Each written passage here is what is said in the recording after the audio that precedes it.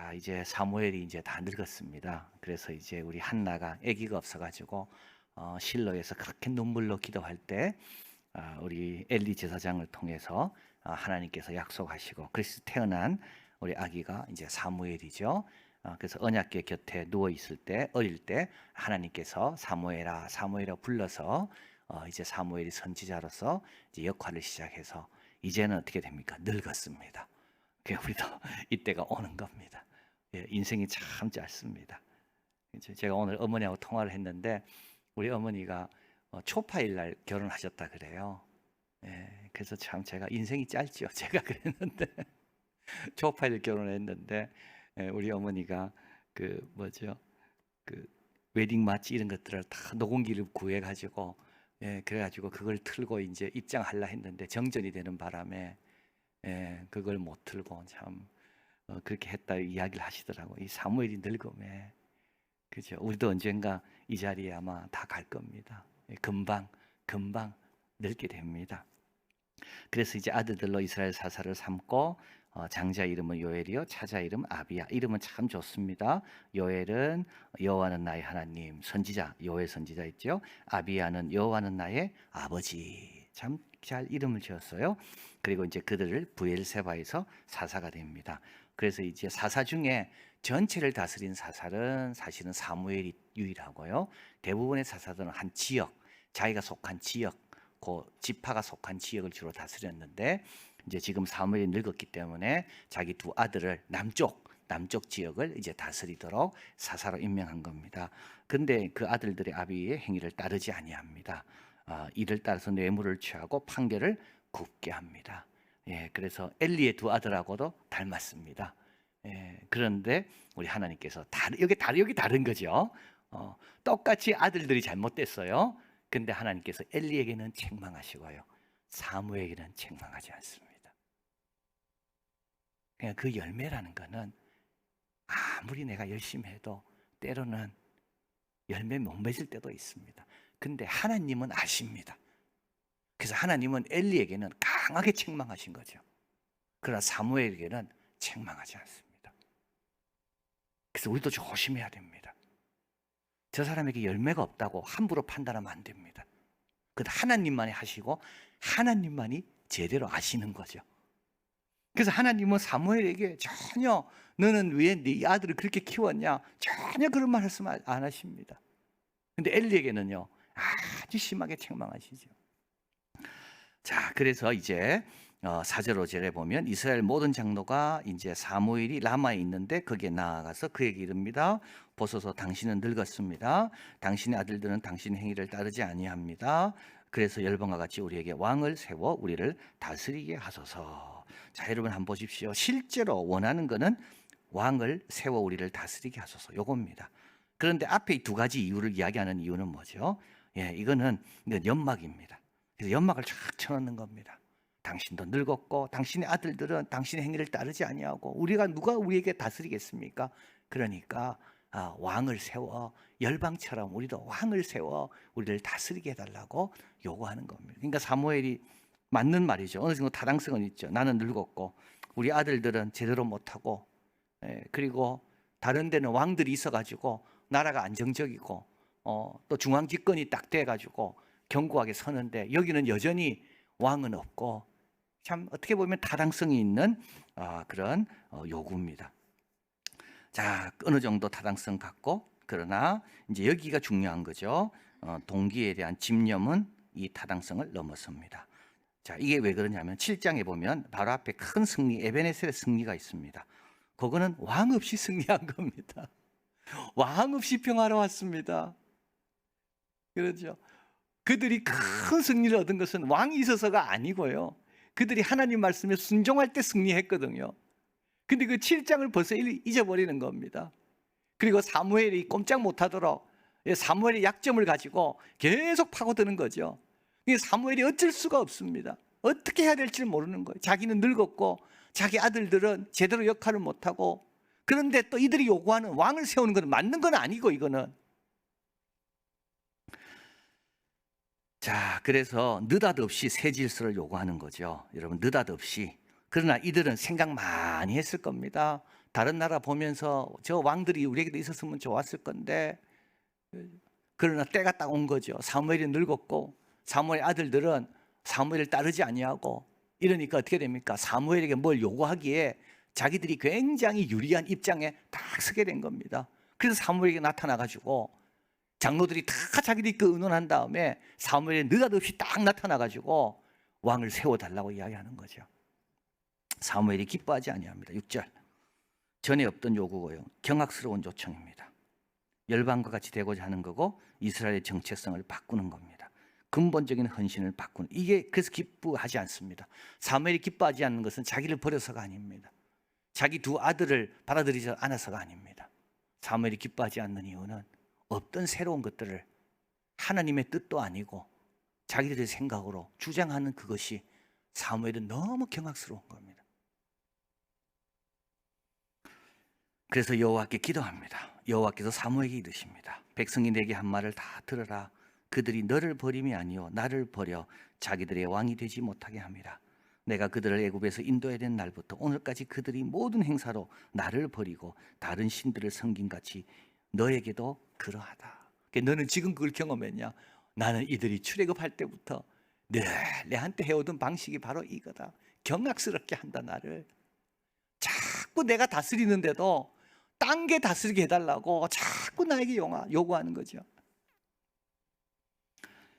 자, 그래서 9절, 그러므로 그들의 말을 듣되 그들에게 엄히 경계하고 그들의 왕의 제도를 알게 해라. 그래서 이제 왕이 통치할 때 치러야 될 값이 어떤 건지를 잘 알게 하고, 그리고 나서 지혜롭게 선택할 수 있도록 이제 사무엘에게 이제 왕의 제도가 어떤 건지에 대해서 이제 말해주라고 이야기합니다. 그래서 이제 10절에서 18절까지 구약 성경 전체 군국주의에 대해 가장 신랄하고 가장 폭넓게 비평한 내용입니다.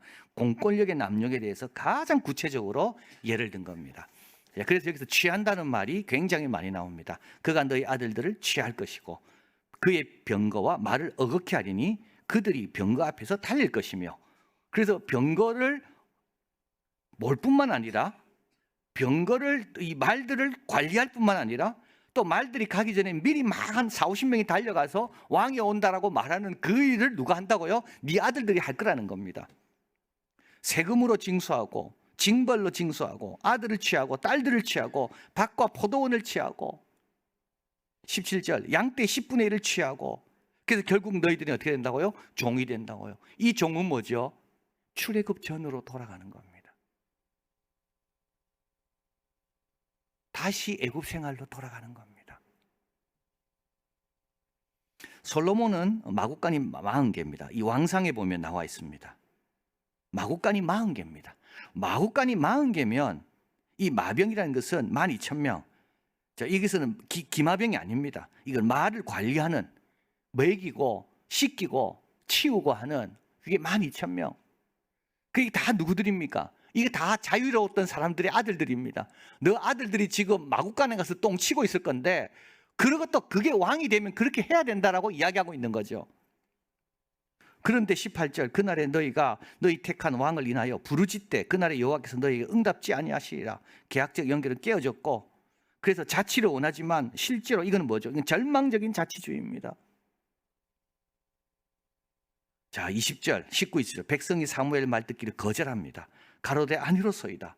우리도 우리 왕이 있어야 하고 우리도 열방같이 우리 왕이 우리를 다스리며 우리 앞에 나아가 우리의 싸움을 싸워야 할 것입니다. 하나님이 안 된다 했는데도, 이렇게 안 좋을 거라 했는데도요 계속 고집 부리는 거예요. 이게 우리 아닙니까 지금?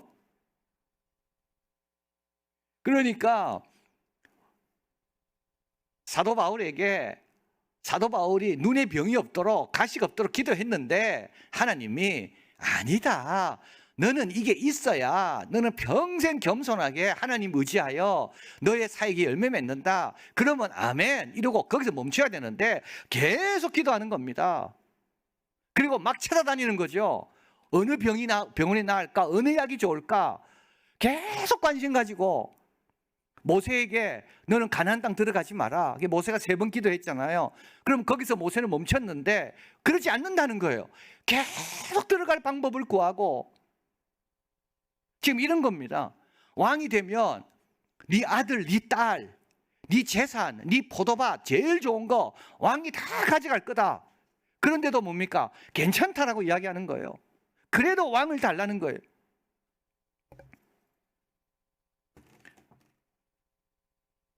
진정으로 자신을 위한 건지 뭔지를 모르는 겁니다.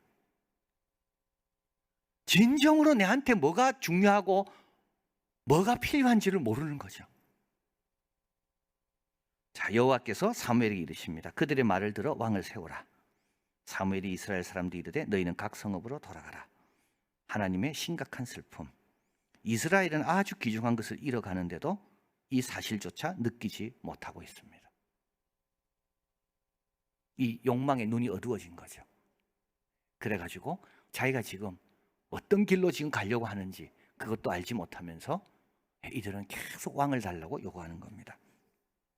자, 그래서 고대 이스라엘의 옛 질서는 사무엘의 지도력과 더불어 마지막을 고합니다. 더 이상 이제 이 하나님이 통치하는 그런 질서는 이제 사무엘과 함께 막을 내리게 되고, 그러나 이들은 곧 알게 되죠. 이제 사울 왕이 들었으면서부터 이들이 얼마나 큰 죄를 지었는지. 그래서 이제 12장으로 넘어오면요, 12장에 딱 넘어오면 이렇게 이야기합니다. 모든 백성이 사무엘에 이르되 당신의 종들을 위하여 당신 하나님 여호와께 기도하여 우리도 죽지 않게 하소서. 우리가 우리 모든 죄에 왕을 구하는 악을 더하였나이다. 22장 24, 25절 사무엘이 말합니다. 너희는 여호와께서 너희를 위하여 행하신 큰 일을 생각하여 오직 그를 경외하며 너희 마음을 다하여 진실이 그만 섬겨라. 만일 너희가 여전히 악을 행하면 너희와 너희 왕이 다 멸망하리라. 왕이 있다고 안전한 게 절대 아닙니다. 내가 원하는 그거만 있으면 안전할 것 같습니까? 안 그렇습니다. 절망적인 자치주의입니다. 나는 그거 있으면 원할 것 같은데 실제로요, 더 귀한 걸 잃고 있는 거예요. 그리고 그게 있어도요, 내가 하나님을 제대로 안 섬기면요, 하나님은 나와 내가 원했던 그거 동시에 다 멸망시키는 겁니다. 그러면 왕의 제도는 원래 하나님 계획이 없었을까요? 아닙니다. 신명기 17장 14, 15절에 보면 하나님이 택한 자를 이제 왕으로 세우라 되어 있습니다. 그리고 그가 왕이 되면 등사해서 이 율법, 레위인에 있는 이 율법책을 등사해서 평생 옆에 두고 읽어서 여호와 경외하기를 배우면 어떻게 된다고요? 그 왕이 장구하리라 되어 있습니다. 그러니까 하나님도 왕에 대한 계획이 다 있습니다. 언젠가 이들에게 다윗과 같은 정말 좋은 왕을 내가 이들에게 주리라. 하나님의 계획은 다 있습니다. 사사를 보내시고 선지자를 보내시듯이 하나님께서 이 백성에게 이제 국가가 돼야 되고 이제 좋은 왕이 이 백성을 잘 지킬 수 있는 그런 목자, 사람 목자 같은 왕을 필요할 때면 하나님께서 알아서 주실 겁니다. 그러나 이런 하나님의 뜻과 상관없이 원하는 거죠. 이제 나중에는 두려움의 이유가 됩니다. 그래서 우리가 늘 조심해야 됩니다. 성급한 결정, 성급한 욕망, 불충성과 수치를 낳게 됩니다. 하나님의 뜻보다 내가 앞서는 거예요. 항상 하나님보다 앞서는 거예요. 이게 뭐라고요? 이게 불충성인 겁니다. 그리고 나중에는요, 참 부끄럽습니다. 내가 왜 그랬을까? 다 하나님이 알고 알아서 주실 건데. 그래서 항상 우리는요, 하나님보다 앞서면 안 돼. 이걸 늘 기도해야 돼. 하나님보다 앞서 계획 세우고 하나님보다 앞서 염려하고. 그래서 항상 물어봐야 돼. 하나님, 이게 하나님의 때입니까? 하나님의 뜻입니까? 그러면 하나님께서 기다려라. 너는 요까지다. 너는 이까지다. 자, 이걸 받아들이고 이제부터 그 안에서 어떻게 살 건지를 기도해라. 이게 너무나도 신앙의 중요한 원리입니다.